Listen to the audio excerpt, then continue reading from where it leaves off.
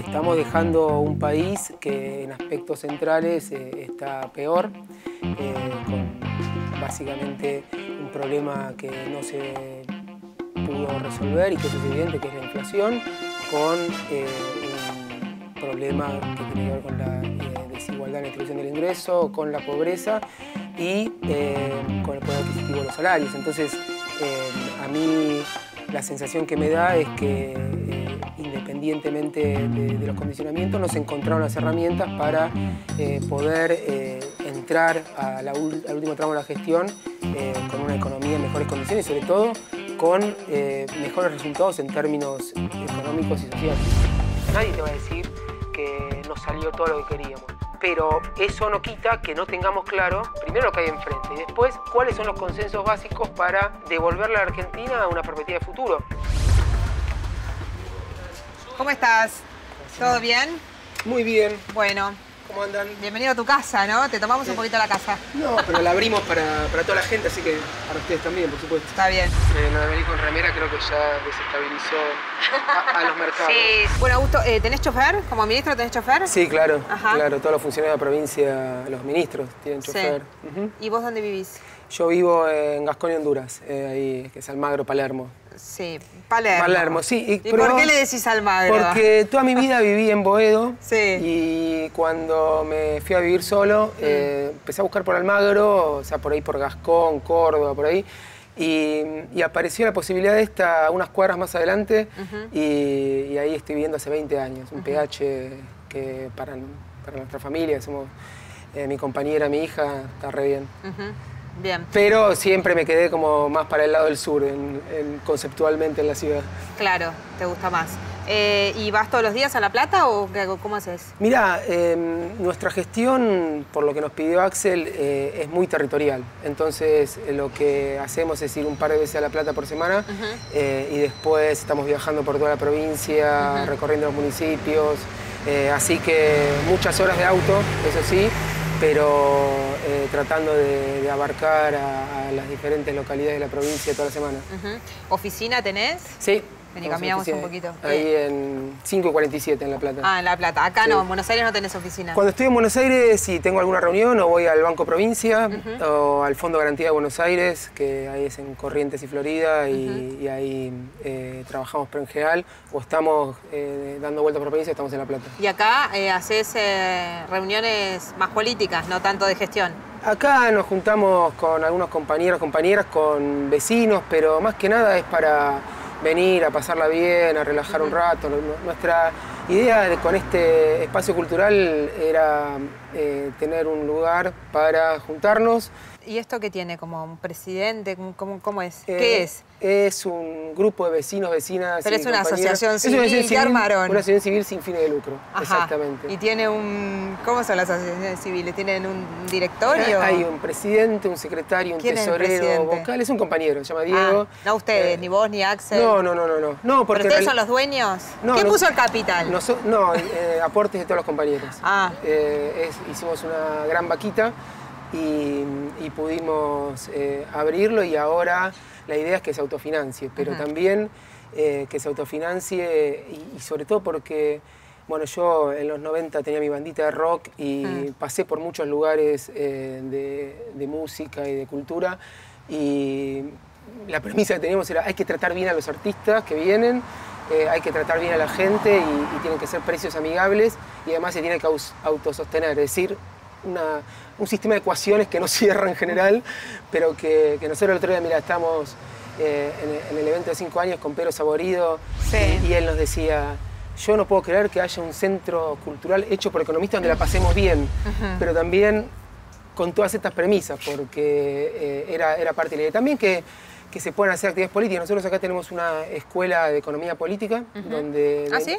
Hicimos una carrerita. ¿Y quién da las clases? ¿Ustedes? Sí, a mí me toca dar algunas, después tenemos un par de compañeras que están a cargo de la coordinación, para dar discusiones de economía, pero lo más llano posible y que la gente pueda llevarse algunas conclusiones, ideas, sabiendo que también los conocimientos o la posibilidad de entender cosas medio abstractas vinculadas con la economía difiere mucho según las personas, porque acá tratamos de hacer algo heterodoxo y accesible, así que muy contento. ¿Cuántos alumnos tienen? Y mirá, deben haber pasado 5.000 personas en los 5 años. Sí. Desde que arrancaron. Sí, desde que arrancamos. Y igual tenemos un público fiel que los vemos todos los cursos, los repiten una y otra vez. Ah, sí, incluso con el mismo material, el mismo contenido, vienen igual. Pero porque cada vez aparecen cosas nuevas y de hecho aprendemos mucho, porque muchas de las inquietudes de quienes vienen a nosotros nos despiertan preguntas, che, ¿esto cómo lo podemos explicar o cómo lo podemos entender? Y hace 4 años atrás no hablarías de dolarización y ahora tenés que hablar de dolarización, capaz. Bueno, mirá, justo tocas un tema que para mí es increíble. Que estemos hablando de dolarización me parece algo absurdo, ¿no? Que alguien haya instalado ese tema. Ahora lo abordamos con profundidad. Pero bueno, igual acá no hablamos de eso.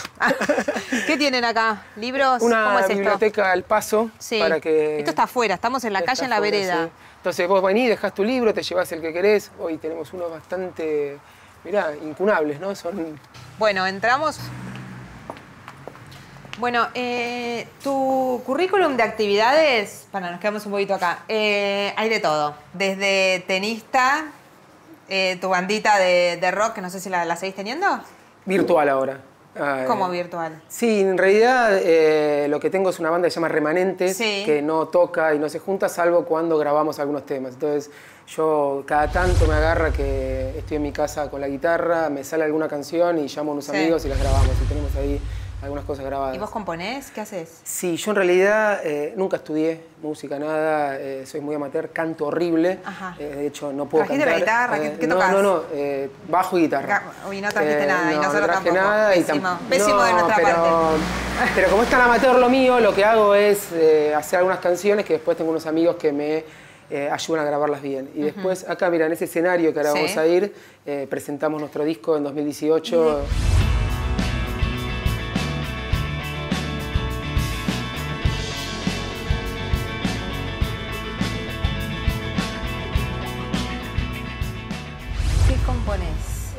¿Cómo? ¿De qué componés? ¿De qué canciones? ¿De qué? A mí siempre me gustaron mucho las canciones de rock. De amor, te iba a preguntar. No, bueno, mira, el primer disco que sacamos tuvo mucho que ver con el nacimiento de mi hija, porque yo siempre... Uno, en general, trata de canalizar las cosas y los sentimientos que uno tiene como puede. A mí lo de agarrar una guitarra y ponerme a balbucear me funciona. Y cuando nació mi hija, como que me agarró una cosa, una efervescencia así emotiva. Y hice algunas canciones y ahí se las pasé a mi amigo Seba Rubín. Y le dije, che, ¿me las grabás vos con tu guitarra bien cantadas, así me quedan? Y dice, no, grabémosla bien. Y ahí fue cuando decimos, pero de lo que surja. ¿Y qué te gusta? ¿Quién es tu banda? ¿Qué ibas a ver recitales? No, a mí siempre me encantó la música desde muy chico y siempre me gustó el rock y siempre me gustó la guitarra. Y el rock... ¿El indio o...? El indio, las pelotas, soy fanático, me gustaba mucho Soda también, bueno, rock nacional, Charlie, Fito, Calamaro. O sea, ¿te gusta todo? Me gusta todo y me gusta mucho también, bueno, de los Beatles para adelante, toda la música inglesa vinculada al rock. Y a mí me tocó ser joven en los 90s, donde apareció esta invasión del Britpop, que me pareció que venía a proponer algo que estaba bueno, como una relectura de los Beatles en esa época, y me hice muy fanático. Y acá, en los 90, te decía, había tenido mi bandita, donde tocábamos ahí en antros que hoy no estarían habilitados bajo ningún punto de vista. ¿Esto está habilitado? ¿Tiene salida de emergencia? Mirá, ¿tiene todo? Estamos en Ciudad de Buenos Aires. Imagínate si no tenemos esto, lo que pasa con el gobierno de la ciudad y un espacio como este. No, cada vez que vienen los inspectores nos dicen, no puedo creer cómo tienen todo tan prolijo, y nos esforzamos por eso. No, entonces, bueno, siempre me gustó la música, las guitarras y bueno, y después cuando empecé a militar en la facultad, en la agrupación TNT, que ahí lo conocí a Axel y a muchos de los que hoy seguimos laburando juntos, para financiarnos hacíamos fiestas y en un momento yo quedé como el disjockey. Entonces eso también me llevó a incursionar en muchos más géneros musicales para poder tener más amplitud, digamos, ¿no? Porque uno muchas veces tiende a cerrarse en el aspecto musical y yo cada vez me encontré más abierto. Así que bueno, de todo. ¿Tienen calle los quisilofistas? Viste que siempre hay una cosa como que un poco le falta calle, son muy de biblioteca. Por supuesto tenemos calle, somos toda gente normal. ¿Tenista? No, lo de tenista, ¿sabes cómo es también? ¿Es más mito que realidad lo de tenista? Una cosa medio delirante porque también me encanta jugar al tenis, me encanta jugar al fútbol, me encanta hacer todos los deportes que ocurren. ¿Cuántas horas tiene tu día? No entiendo. Tiene 24, pero entra todo apretado. Sí. No, también nunca tomé una clase de tenis, pero soy muy competitivo y me encanta competir, entonces agarro la raqueta y le hago partido a cualquiera. ¿Y sos bueno? ¿Pero sos bueno? Soy efectivo. Lo mismo en el fútbol, o sea, soy un goleador efectivo, no me pidas magia, pero... Y en un momento un amigo me dice que había unos torneos que se jugaban ahí abajo de la autopista, qué sé yo, que me anoté para jugar porque quería competir, y amateurs, obviamente. Y los torneos se llamaban igual que los torneos profesionales, Roland Garros, US Open, y cuando asumo en comercio... Alguien puso un perfil mío en el Diario de la Nación, ponen, y no es cualquier tenista, compitió en Roland Garros, no sé qué. Yo ahí empecé a entender algunas cosas de los medios cómo funcionaba la cocina. Decía, pero nadie chequear ya fue. Pero chequear además, jugar en Roland Garros. No sé, los contás con los dedos de la mano los tenistas argentinos que pueden jugar en Roland Garros. Pero bueno, entonces ahí quedó que era tenista, pero soy ahí en ese torneo me decían, es maratonista con raqueta, porque corro todo y le pego. Ok. Y leí también que fuiste DT del equipo de fútbol femenino donde juega tu mujer. Es verdad, no sé dónde leíste eso, pero es verdad, porque cuando empezó el fútbol femenino, yo juego también desde hace 30 años el torneo de ex alumnos de Buenos Aires, que es donde estudié en el secundario, y en un momento pusieron fútbol femenino ahí. Sí. Y entonces a mi mujer le dije, che, ¿por qué no se arman un equipo con todas tus amigas? Y ahí fui DT. Y el primer partido era la primera vez que se paraban en la cancha. Pero sos re competitivo. No me quiero imaginar cómo serías. No. ¿Qué? Primero entendí que eran 6 personas, que era la primera vez que se paraban adentro de una cancha. Las mujeres. Sí. Claro. Y que lamentablemente el equipo no le fue muy bien, pero se fueron cayendo de a una, porque claro, no sabían ni cómo amortiguar los golpes ni nada, entonces se fueron lesionando. Pero bueno, ahora por suerte mi hija juega al fútbol de los 4 años en Vélez y ahí vamos. No podía jugar en otro lado, ¿no? En otro club. Igual te tenés que cruzar toda la ciudad para pero ir. lo hice toda mi vida y está ahí muy contenta, la verdad. Pero ahora en las elecciones de noviembre, ¿te candidateás vos o ponés algún candidato tuyo? Mirá, estamos armando una propuesta primero, porque pasa mucho en la política en general y en el fútbol en particular que los partidos políticos o las agrupaciones, che, Mariana, vos me caes bien, vamos juntos ahí. Claro. ¿Hacer qué? No se sabe. Y después llegas ahí y te diste cuenta que no me caías tan bien o que lo que vos querías hacer no estaba en los planes míos. Entonces, eso me pasó cuando fui vicepresidente en 2017, donde supuestamente había un plan para el club, un proyecto, que muy rápidamente se vino abajo porque todo funciona más desde una cuestión de relaciones personales, ¿no? ¿Tu opinión de Chilaver? El mejor arquero de la historia del mundo, ídolo máximo, ahora cada vez que abre la boca es un problema, es un problemón. De hecho, bueno, cuando yo anuncié que estaba armando la agrupación que se llama Plan B en Vélez, en un tuit me responde Chilaver diciendo, fuera Cas de Vélez, tú no has ganado nada. Entonces yo dije, pero Chila, somos todos hinchas de Vélez, necesitamos todos. Bueno. Yo creo que no hay que mezclar la política o lo que uno piensa con lo que es la gestión de un club, pero sí muchas veces cuesta separar al ídolo de la persona, ¿no? El artista, la obra. Yo por suerte me quedé con todas las alegrías que nos dio Chilaver futbolísticamente. Bien, bueno, pasamos. Y acá vos venís, ¿con qué frecuencia? Vengo todas las semanas. Vengo a dar las clases de economía. ¿Y Axel también viene a dar las clases? Axel viene a abrir en general algunos cursos. Y los viernes está una obra donde actúa mi mujer, que en general trato de venir a verla o a estar acá y después estar con ella y con mi hija.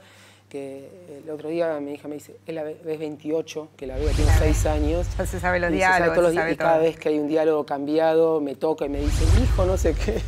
¿Qué edad tiene tu hija? 6. ¿Subimos al escenario? Estuve 3 meses sin poder hablar, literal, siendo ministro. 3 meses de ir a reuniones y con colaboradores. Digo, te presiona mucho, pero tiene que hacer más rating que Arieto. Me parece que ayer la rompió. ¿Quién? Arieto la rompió porque propuso armar a las mujeres víctimas de violencia de género. Enseñarles cursos de tiro y regalarles armas. No sé cuál sería mi equivalente a eso, no sé, me ocurre que dolarizar. Así que es merate. Si te tiro una habría que dolarizar. ¿No? Al boliche en Patagones. Claro. Yo soy bonaerense, no estos, ¿viste? Estos porteños. Estos porteños no, pero he cobrado y he salido en Patagones. Ay, qué vieja. Bueno, Augusto, ¿qué diría el joven de TNT en sus informes sobre la economía que está dejando este gobierno? Bueno, que en primer lugar le tocó enfrentar muchos condicionamientos y no lo digo como excusa, sino como una realidad. Muchas veces cuando uno escucha hacer evaluaciones de la situación económica, pareciera no haber existido una pandemia, una herencia como la que dejó el gobierno de Macri, la cuestión de la guerra, la sequía, y eso queda completamente olvidado. Yo no digo que se hizo todo bien, pero seguro que se llevó adelante un gobierno y una política económica con muchos condicionamientos, ¿no? Entonces, en ese contexto, creo que hay cosas que se pueden destacar, que tanto en términos internacionales como en términos de cómo venía la economía, que básicamente es una rápida recuperación económica después del desplome que significó la pandemia, que me acuerdo que en su momento se discutía si había sido un rebote o una cosa medio física y mecánica, y fue un conjunto de políticas que permitieron que la economía, después de desplomarse, como en toda parte del mundo,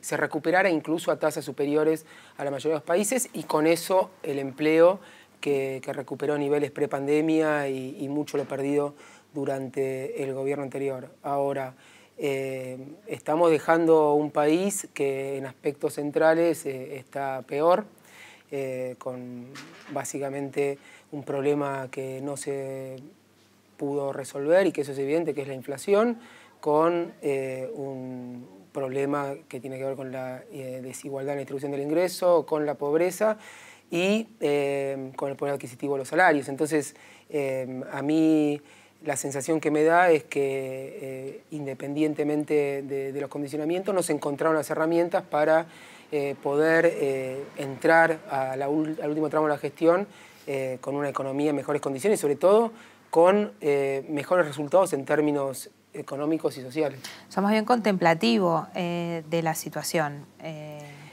Estoy tratando de ser descriptivo, o sea, ni siquiera le pongo un juicio de valor. Y lo que a mí sí me irrita al joven de TNT y al actual ministro de Producción de la provincia son esos economistas, consultores, muchos de ellos exfuncionarios que vienen a tirar postas, o como un plateísta en un partido de fútbol dice, no, debería ser definido así, así, no sé qué, y sin considerar que primero uno cuando está en la gestión tiene una dimensión mucho mayor de lo que está ocurriendo, cuáles son las restricciones, cuáles son las herramientas, qué botones de la botonera uno puede apretar, cuáles no, cuáles son las presiones, y de afuera todo es mucho más fácil siempre. ¿Pero qué pesa más? ¿El contexto o ese no encontrar las herramientas? Yo lo voy a traducir en una mala gestión o malas decisiones de gestión. ¿Qué pesa más para vos? No sé si le pondría un porcentaje de responsabilidad, porque en toda circunstancia uno siempre es víctima de sus circunstancias. No digo que no se podrían haber hecho cosas mejores ni ahora, ni en 2014, ni en 2010. Lo que digo es que si uno evalúa en su contexto, cada gobierno puede tener una mejor idea de qué funcionó y qué no funcionó. El tema de la inflación, ¿no? Como un problema que no se soluciona. Primero hay que entender que es una cuestión estructural de nuestra economía. Bueno, vos escribiste un libro, ¿no? Sí, sobre... que se llama Todo Precios Políticos. Todo Precios Políticos. Y tiene que ver con esto que te iba a decir, con que aparece, por un lado, una serie de visiones que dicen, bueno, acá si hay inflación es un problema técnico, ¿no? Es decir, que quien está tomando decisiones no tiene la capacidad técnica, no tiene un plan que sea consistente. Eso es una parte del problema de la inflación, porque una parte importante tiene que ver con que detrás de los precios, detrás del movimiento de los precios, hay conflictos y hay conflictos distributivos no resueltos en nuestra sociedad, ¿no? A ver si igual si lo podés explicar ya, pero para vos, sí. en este contexto, porque vos hablás, creo, no leí el libro, pero leí un artículo tuyo haciendo referencia a eso, de detectar primero las fuentes de la inflación. Exacto. ¿Cuál es el problema ahora? Si lo podés como resumir lo máximo y llano, ¿no? De algún modo. El problema es que el gobierno de Macri dejó una inflación muy alta, 54%, que eso es cualitativamente distinto a lo que recibió en 2015, ¿no? Que era una inflación de la mitad. Entonces pasamos a otro tipo de funcionamiento de la economía. Te agarro igual, pero sí mala onda, pero no era lo que decía el INDEC, pero ustedes reconocen que era del 25%. Te tomo el peor indicador para nosotros, el del IPC de donde estamos, en Cava, ¿no? Que decía que fue 24, creo, en 2015. Bueno, que creo que el INDEC dijo 20 o 20 y algo, por ahí. Entonces, cuando partís de un piso de inflación muy alto, lo que nos pasa a todos, después de muchos años, es que nos acostumbramos y tenemos una gimnasia para ir actualizando los precios, quien tiene capacidad de hacerlo, es decir, quien fija precios, y después aparecen mecanismos donde mi salario rinde menos, entonces reclamo aumento de salario, mi contrato de alquiler me lo suben porque se desactualiza respecto a la inflación, es decir, aparece un montón que se llama indexación de contrato por todos lados, que cada vez se hace más rápido, ¿no? Entonces, cuando vos venís con esa dinámica y viene algo que te empuja, es como, imagínate, una pelota cayendo y que la empujás en una pendiente, bueno, se acelera. Y lo que pasó con la salida de la pandemia, con la guerra y con las circunstancias actuales es que una inflación que ya venía con su propia dinámica se aceleró muchísimo, ¿no? Entonces, para eso hay que primero entender que esa aceleración tiene que ver con una situación previa, que era que nadie está contento con el nivel de ingresos que tiene. Entonces, si estamos acá en el bar, yo digo, che, no me están cerrando los números, subo la cerveza. Y después eso hace que quien viene acá dice, pero yo antes me tomaba una cerveza, ahora necesito más salario y no estoy contento con tomarme una cerveza menos. Entonces empieza toda esa dinámica, pero es porque hay un problema distributivo y un conflicto que se expresa en los precios. Entonces, por eso el libro se llama Todo Precios Políticos, porque hay una definición de fondo, que es el Estado que tiene que hacer ante ese conflicto, ante esa situación, donde además no somos todos iguales, porque de última yo subo el precio acá en Morán y alguien puede no venir e irse al bar de la esquina. Ahora, cuando quienes se denominan formadores de precios, que tienen capacidad de mercado, porque son monopolios, porque no hay muchas alternativas, suben y los salarios van atrás, entonces ahí hay una apropiación de ingresos que, si el Estado no hace nada, solo se mantiene. Entonces hoy lo que estamos viviendo es ese problema, pero amplificado, y trato de ser breve, con un Estado que tiene pocas herramientas y con una característica que ya se volvió estructural de la economía, que es este carácter bimonetario, ¿no? Que además del histórico problema de dólares que tuvo la economía argentina, se profundizó mucho la dolarización de los ahorros, de quienes pueden ahorrar, y de las ganancias de las empresas. ¿Vos en qué ahorrás? Yo una parte en dólares, otra parte en plazo fijo en pesos. ¿Y qué te rinde más o con qué estás más tranquilo? Depende, pero lo que uno hace no es... ¿Hay una parte en dólares que oficial? No, en un momento me compré unos dólares y los tengo ahí, como cualquier persona que con este esquema de incentivos decide ver cómo proteger sus ahorros. Sí, sí. Entonces, ¿cuál es el problema? Que, mira, acá hicimos una charla con Pedro Saborido sobre economía, donde en un momento decimos, miren, en el momento de mayor fiesta del gobierno de Macri, que fue cuando, entre 2016 y 2018, cuando quitó todas las restricciones para compra de dólares, quitó todas las restricciones para ingresos de capitales, generó el ciclo de endeudamiento más grande y cada uno podía hacer lo que quiera. Bueno, en ese periodo entraron 65.000 millones de dólares en 2 años de deuda del Estado Nacional. Sí. ¿A dónde fueron? 40.000 a lo que se llama formación de activos externos, que es fuga. ¿Qué quiere decir? Que vos, entre 2016 y 2018, si te compraste $1 para tener la billetera, el dólar de la suerte, o para meter en el colchón $100, bueno, generaste una fuga de dólares de la economía. Ahora, la inflación en ese momento bajó. ¿En qué momento? En el año 2017. Porque hubo el 16 subió, en el 17 fue su mejor año, de hecho le fue muy bien en las elecciones. Las vacaciones, me salieron las elecciones. No sé exacto fallido que viene con ese presidente, pero bueno. Y después se le volvió a complicar, pero fue también el mejor año inflacionario de Macri. Sí, ¿por qué? Porque justamente, pero iba a otro fenómeno y ahora retomo lo que vos me decís. Si cada vez que entra un dólar en esta economía, nosotros que no movemos la aguja de la economía, pero los que la mueven, lo único que quieren es los pesos que tienen transformados en dólares y la otra parte, 25.000 millones en esos 2 años de turismo, ¿no? Todos nos queremos ir de vacaciones afuera, está perfecto, pero eso habla de una economía que se mueve en pesos, donde ganamos en pesos, pero después una parte muy importante se va del sistema en dólares y te genera una demanda permanente de dólares, además de lo que necesita el aparato productivo para funcionar. Entonces, ¿por qué en esos 2 años, qué pasó con la inflación? Primer año devaluó Prat-Gay, ni bien asumió, con el argumento de que no, igual todos los precios están al blue, entonces una devaluación no tiene impacto en los precios. Falso. Tuviste una devaluación, creo que 40% en el primer año del gobierno de Macri. Prácticamente duplicó también. Y el siguiente año, con todo ese ingreso de dólares, vos podés sostener una tasa de inflación menor porque el dólar y la expectativa de evaluación influyen en los precios locales. Entonces, cuando se le cortó el chorro en 2018, porque ya era insostenible ese nivel de endeudamiento, la inflación se volvió a disparar. Entonces vos fíjate, no podés sostener una economía en base al endeudamiento que después se va a fuga y una inflación controlada en base a dólares que después cuando se van te generan un problema. Y ese es el problema de la economía argentina.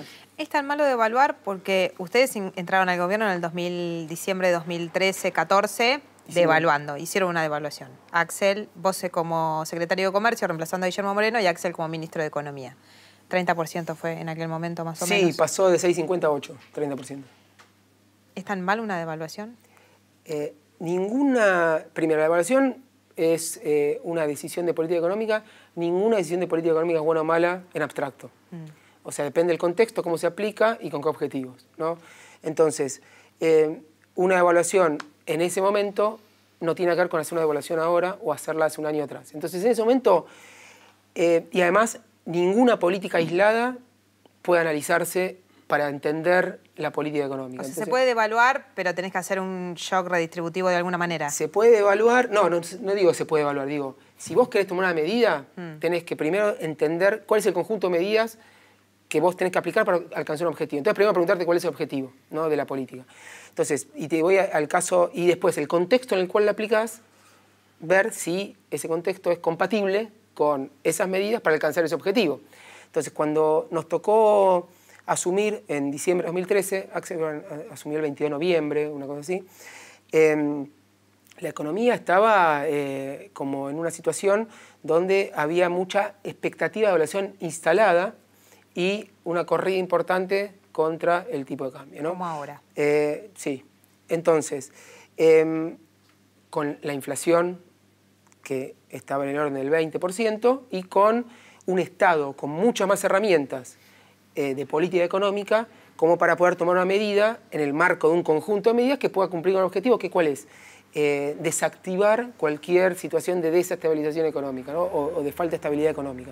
Pero vos fíjate, vos mencionaste la devaluación, pero no fue la devaluación, fue que efectivamente el tipo de cambio pasó de 6,50 a 8, es decir, 30%, subió el tipo de cambio, pero se subió la tasa de interés y ese mismo momento se anunció el lanzamiento del plan Progresar, se aumentaron las asignaciones y se había instalado precios cuidados, ¿no? Sí. Que fue el 6 de enero, una cosa así, y esto ocurrió a fines de enero. Discutir ahora, en el actual contexto, con una inflación superior al 100%, devaluar y ya, está mal planteada la discusión.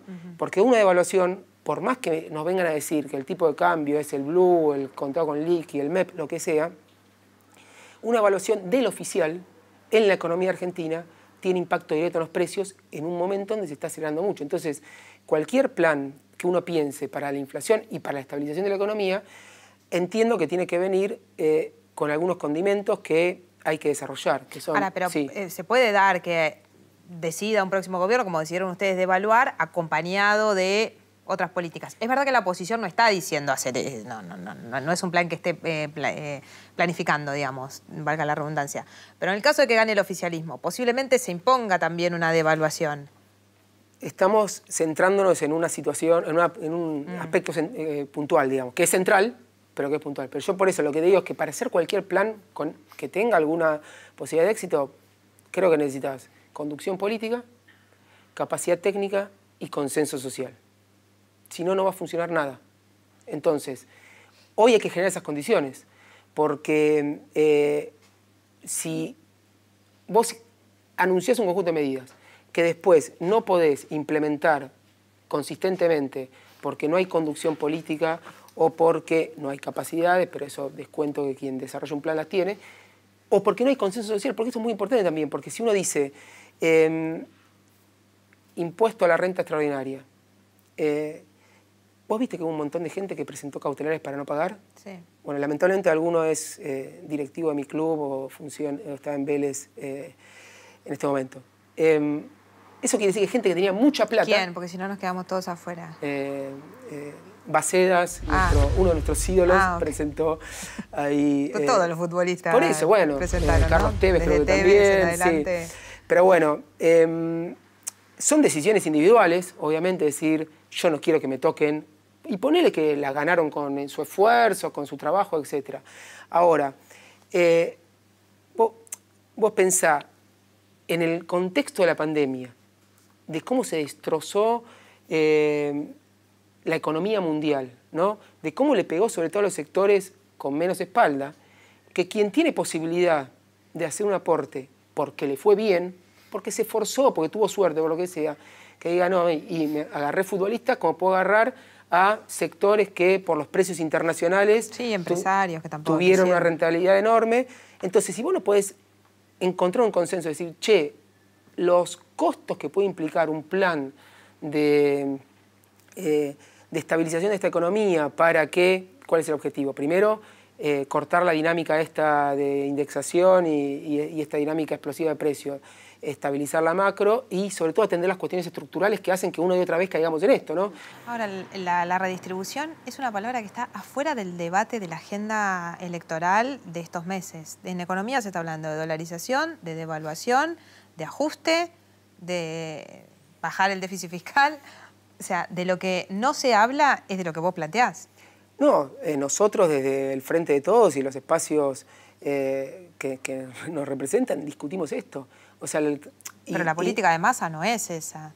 La política que está aplicando el Gobierno Nacional es tratar de mantener estable la macro para generar este efecto redistributivo con políticas que claramente estamos muy limitados. O sea, y esto quizás para la gente es muy abstracto lo del fondo, ¿no? Es decir, ¿por qué el Fondo Monetario, más allá de que en Argentina es mala palabra, nos condiciona tanto? Porque si cada vez que queremos, por ejemplo, como fue la moratoria ahora, tenés que ir a explicarle a unos burócratas de Washington por qué estás tomando una medida en favor de la gente y ellos te tienen que levantar el pulgar o bajártelo para desembolsarte plata para pagar el préstamo de Macri, ¿no? Y estamos con una pérdida absoluta de soberanía de política económica. Entonces, yo creo que las discusiones estamos dando. Después, como te decía, a mí no me toca estar en el Gobierno Nacional en este momento como para entender bien qué tipo de planteos o discusiones están dando desde el FMI o qué tipo de restricciones hay, pero lo que es seguro es que lo que se ve y el resultado es falta más redistribución. Ahora, el dólar soja es lo contrario a lo que vos planteás, porque le estás dando un beneficio, le estás devaluando en definitiva, le estás dando un beneficio a un sector que ya por sí se ve más favorecido, más allá independientemente de la sequía, que ahora obviamente es una cuestión coyuntural y obviamente tiene un impacto muy grande. Pero mira, el dólar soja en un contexto donde te están contando los dólares de las reservas todos los días para ver si tenés espalda para bancarte una corrida o no, y eso generar determinadas conductas, es una medida que obviamente la mirás en abstracto. Le querés reconocer más plata a quien en términos relativos por lo menos está mejor y en abstracto no. Ahora, en estas condiciones donde necesitas generar dólares y donde los que los tienen te están pidiendo determinados requerimientos para hacerlo y qué sé yo, es una decisión por lo menos legítima. ¿Y eso no se va a inflación? Claro, Por eso tenés que tener medidas para compensar los efectos que tiene sobre los precios de esa medida, porque muchas veces también se dice, no, la soja se exporta toda. Claro, pero los alquileres en el campo se pactan en soja. Entonces, si vos tenés un tambo y tenés unas hectáreas, vos tenés que pagar de acuerdo al precio de la soja. Claro. Entonces, no es que porque se exporta la soja y eso después va al precio de la leche y al precio del pan y al precio de todo. ¿Cuánto de la economía hoy actualmente, no sé si tenés el dato, supongo que sí, está en dólar contado con liquidación? Es decir, ¿cuántas de las empresas en porcentajes importan a dólar oficial y cuántas importan al dólar paralelo de alguna manera? Te diría, todas las importaciones son al dólar oficial. Todas. No, eso no es así. ¿Cómo que no? Todas las empresas porque hay trabas y tienen que seguir comprando. No, trabas para... No, bueno, lo que está pasando es que hay un sistema de administración del comercio de las importaciones en un contexto de restricción de dólares para evitar que haya maniobras, como vimos incluso durante este gobierno, de adelantar importaciones ante una expectativa de evaluación, lo que acelera el problema y termina siendo una profecía autocumplida, y otros mecanismos ya ilegales completamente, como la sobrefacturación de las importaciones para sacar dólares de la economía, que eso es lo que hay que evitar. Entonces el sistema de administración lo que hace es decir, bueno, tenemos estos dólares y se van administrando. Si alguien quiere por fuera de eso con otro tipo de cambio importar, entiendo que es marginal. El argumento que te dan es que en realidad como ellos no acceden, o sea, vas a comprar a un corralón un material y te dicen, no, en realidad yo te cobro al dólar blue porque yo lo pagué al dólar blue porque no tenía dólar falso. O sea, lo pagó al dólar oficial y te quiere cobrar lo que se le canta y la excusa es el dólar blue. No es que lo escuché muchas veces, la economía funciona al dólar paralelo. No, la economía funciona a los precios que te pueden cobrar. Y si el Estado no hace nada, te van a cobrar lo máximo que sea. ¿Y qué puede hacer el Estado? Y el Estado tiene que tener mecanismos para evitar esos abusos. La única herramienta que tenés como funcionario para decir cuánto tiene que cobrar un empresario es la ley de abastecimiento, que es una ley de 1974, que después en 2014 nosotros hicimos una reforma, que ahí te dice, che, cuando hay una clara conducta distorsiva y alguien cobra de más, vos podés decirle, no, el precio máximo que puedo cobrar es este. Esa ley permanentemente está atacada por los sectores empresarios y está puesta en duda su constitucionalidad, porque dicen, eso afecta a la libertad empresaria. ¿Quién es un burócrata de tercer orden como el secretario de Comercio para decirme cuánto tengo que cobrar? Entonces, cada vez que quieres aplicar eso, te viene una cautelar de la justicia diciendo no la puedes aplicar, ¿no? Y yo la apliqué una sola vez con los laboratorios, que habían hecho una suba concertada, todos juntos, el mismo día, de precios, y eso hablaba de una conducta completamente anticompetitiva, que si esperás todo el trabajo que tenés que hacer en defensa de la competencia para llegar a la conclusión, ya hicieron percha a todo el mercado, a toda la gente, etc. Entonces aplicamos la ley y funcionó. Pero ¿Qué fijaste precios máximos? Dijimos, tienen que retrotraer los precios ante este aumento concertado porque esto viola las leyes de mercado.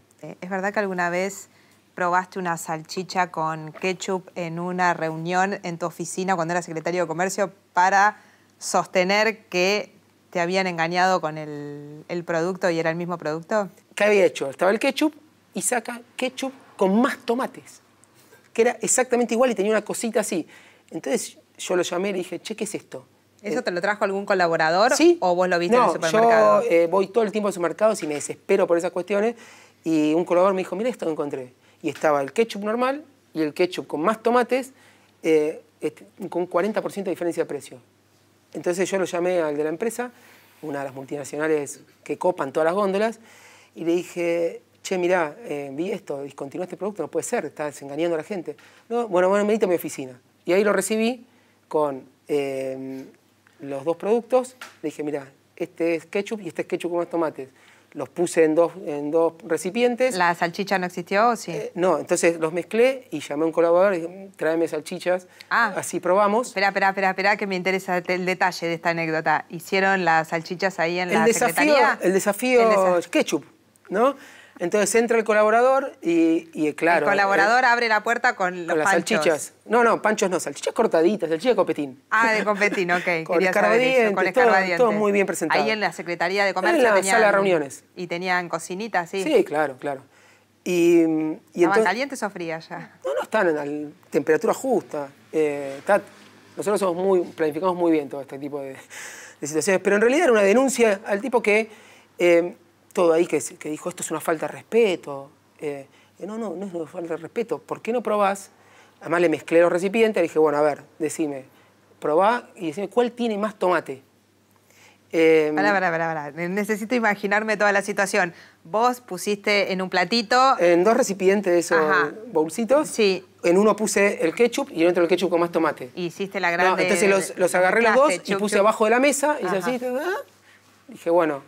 El ejecutivo de la multinacional, contentísimo. Sí, me miraba como diciendo que le estaba faltando el respeto.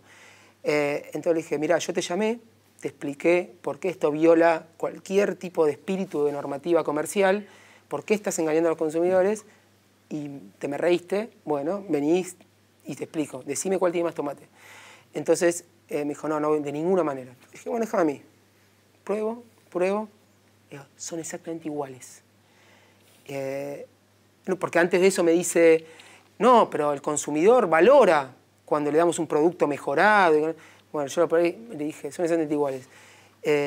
¿Y sabes lo que me dice? Me dice, y obvio, si es ketchup. Entonces ¿por qué estafas a la gente? Y a partir de ahí sacamos una resolución donde establecimos que cada vez que una empresa saca al mercado un producto, tiene que presentar el packaging o el envase en la Secretaría de Comercio para que nosotros lo aprobemos. Porque si ese producto decía, la mitad del envase decía con más tomate, no sé qué, y si diferenciaba el otro, bueno, yo quiero siempre, ¿qué me importa pagar 40% más? Pero como la cuestión viene con engaño, que fue la primera medida que tomó el siguiente secretario de Comercio, que esa resolución la derogó, entonces siguió la joda de estos productos transformados, donde te engañan realmente. Ahora, igual hay una incapacidad total del Estado para poder controlar los precios. Porque tiene herramientas limitadas, es lo que te decía. Porque no... en una economía concentrada, que unos pocos tienen este poder, si no tienes herramientas de verdad y decisión política, es difícil. Y yo creo que, mira, en el gobierno de Cristina, con el rol que le dio a la Secretaría de Comercio, a los programas como Precios Cuidados, a su propio involucramiento. Yo también cuento en el libro, cuando lanzamos Precios Cuidados, un día llego a la oficina y a la mañana, tipo 9 de la mañana, antes, fue el teléfono, Cristina. Y me dice, Augusto, estoy llamando al 0800 y no me atiende nadie.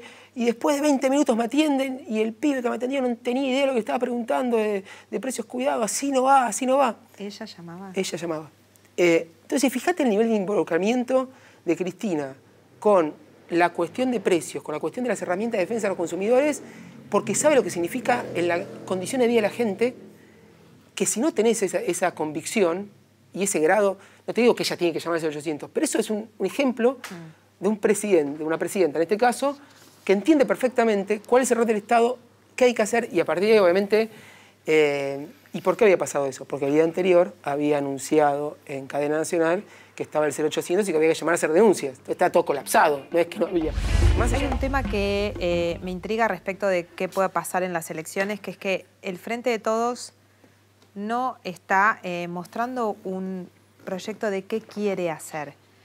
Una cosa son ustedes, digamos, o la mirada de política económica que tiene Axel Kicillof. Otra cosa muy distinta es la que tiene Sergio Massa. No está claro qué le están proponiendo a la sociedad para este turno electoral. ¿Qué le están proponiendo? Yo creo que está clarísimo, ¿eh? Y primero, que hay un denominador común, que es que no podemos permitir que un proyecto excluyente, de derecha, neoliberal, como quiera llamarlo, vuelva a conducir el Estado, que fue lo que pasó con el gobierno de Macri y es lo que la oposición nos está volviendo a plantear de una manera, esta vez, completamente cruda y descarada. Hablábamos antes de este proyecto de Milei de dolarización. Creo que el proyecto en sí es una cosa insostenible.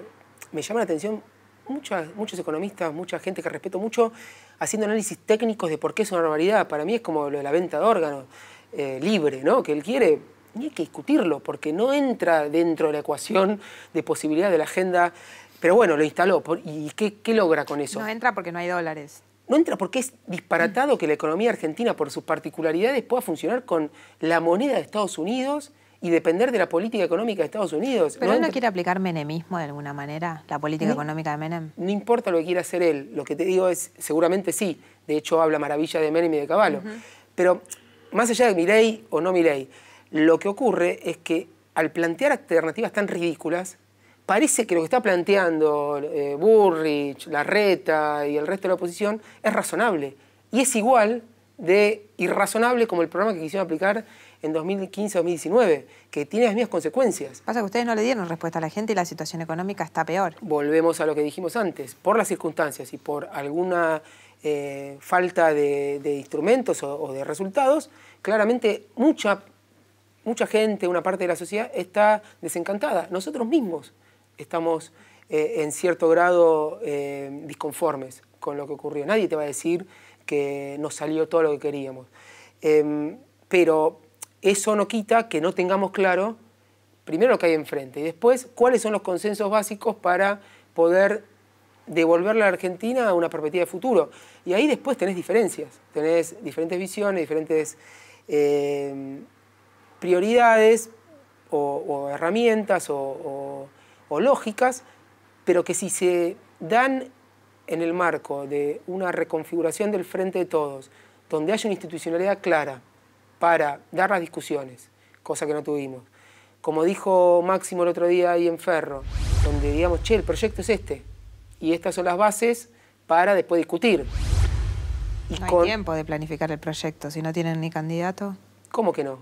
¿Cómo que no? Sí hay tiempo. Si el proyecto es, o la discusión que hay que dar es cuáles son los lineamientos generales y el marco para un nuevo gobierno, por supuesto que hay tiempo. ¿Vos vas a ser candidato en la ciudad?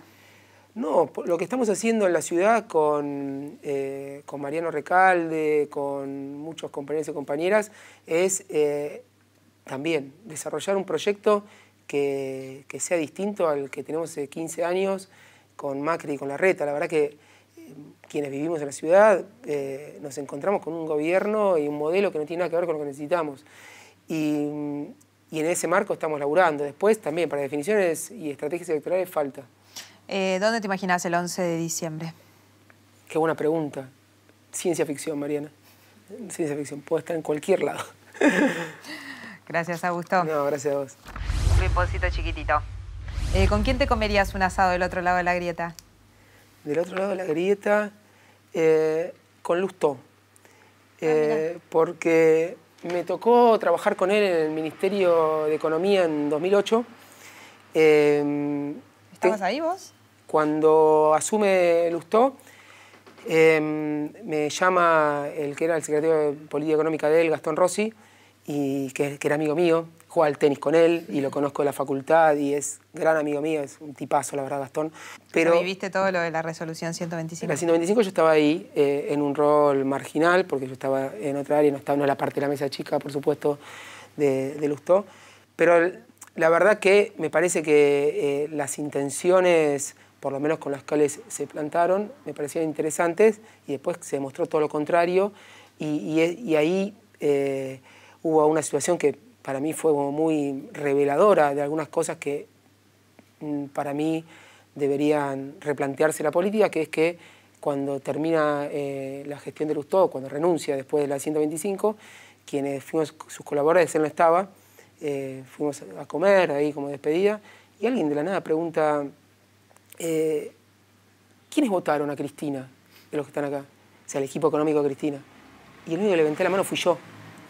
Entonces, ¿cómo un equipo económico que no había votado a Cristina, que supuestamente venía a hacer el proyecto que necesitábamos en ese momento, termina tomando decisiones que van para otro lado y que después termina Lustó trabajando, o no sé si ya en ese momento estaba trabajando, con, por ejemplo, Emiliano Jacobiti, que el radicalismo en la ciudad, que nosotros nos tocó enfrentar en la Facultad de Ciencias Económicas, que tienen los peores métodos de la política, que nos hicieron un fraude escandaloso en 2001 cuando le ganamos las elecciones, reconocido por ello. Entonces, me comería un asado porque me parece una persona con la cual es importante tener vínculo, pero también para charlar estas cuestiones, cómo se resuelven internamente, ¿no? Si todos tenemos... Yo le preguntaría a Cristina, entonces, ¿cómo llegó Lustó a ser ministro de Economía? Esa es una muy buena pregunta también, pero ¿cómo alguien acepta ser ministro de Economía en un gobierno que no votó? O sea, con Cristina me comería 40 asados, pero dijiste del otro lado de la grieta. ¿Consumo culposo? Soy fanático de las columnas de Bonelli en Clarín de los viernes. Soy fanático. Me parece como una obra de ciencia ficción y un género literario increíble. Y siempre estoy ansioso por los viernes porque es como todo. Tiene una lógica interna que es espectacular. Eso sería consumo irónico. No, culposo, porque lo disfruto de verdad. Te juro, Mariana, que siempre tiene informes secretos que le pasan y que él va y todo. Me parece como increíble. Y siempre, por supuesto, cada vez que aparecemos nosotros, mala praxis, inútiles, ineficientes. ¿El grupo de WhatsApp más activo? El gabinete provincial. ¿Y está Axel en ese grupo? Sí. ¿Cómo se llama? Gabinete provincial, creo. Sí, re original. Sí. ¿Y qué se escriben? No, cosas de gestión. Después, bueno... ¿Critican a otros? Dicen, che, mirá la medida que tomó este. No. No, para ir siguiendo... ¿Y no tienen un grupo más cerrado de...? No, y después tenés grupos de trabajo. ¿De los Kissy Boys? Con Axel tenemos distintos grupos. Uno que está bastante activo últimamente, donde discutimos la macro y la economía. ¿Cómo se llama? Es macro, creo que se llama. Somos muy poco originales para los grupos. ¿Nombre del grupo de WhatsApp de amigos de la vida? Porque ¿Axel es amigo de la vida o es...? Axel lo conozco hace 30 años. Es un poquito más grande que vos igual. Tiene 3 años más que yo. Lo conocí militando en la facultad. Sí. ¿Pero tu grupo de amigos? Se llama... A ver si acá metemos algo de originalidad. Pinamor se llama. ¿Y qué es? Porque yo... ¿Unas vacaciones en Pinamar? Sí, porque yo tenía una casa en Pinamar de mi familia. Y hay que tener una casa en Pinamar, ¿eh? Era una... Mal no te iba. No. Era una casa que compró mi papá en el 98. Y era chiquita, pero íbamos todos los veranos y los fines de semana largos con todos mis amigos, entonces quedó ahí, le decimos Pinamor, porque había mucho amor. Efervescencia y amor. ¿Sí? ¿En algún momento fuiste modelo? ¡Ay, Dios! No, fui modelo de tapa del disco de mi amigo Seba Rubín, que en 2003 me pidió que salga en la tapa de su disco, que se llama Viva la Vida. Sí. Antes del disco de Coldplay. Se recopiaron. Antes del disco de Coldplay. No, es increíble esto. No puede ser. ¿Está chequeado este dato? Está chequeadísimo. Vamos a chequearlo. Donde yo tengo una remera que dice Viva la Vida y estoy haciendo así, en Villa del Parque. ¿Rol en el chat de mamis de la escuela? ¿Mamis y papis? ¿Estás?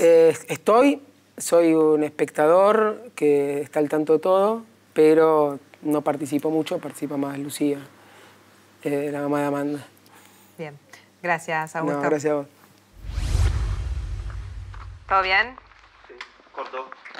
Acá el compañero dice que hay que armar a los consumidores. Hay que armar a los consumidores. Hay que armar a los consumidores, faltó. Es que era eso.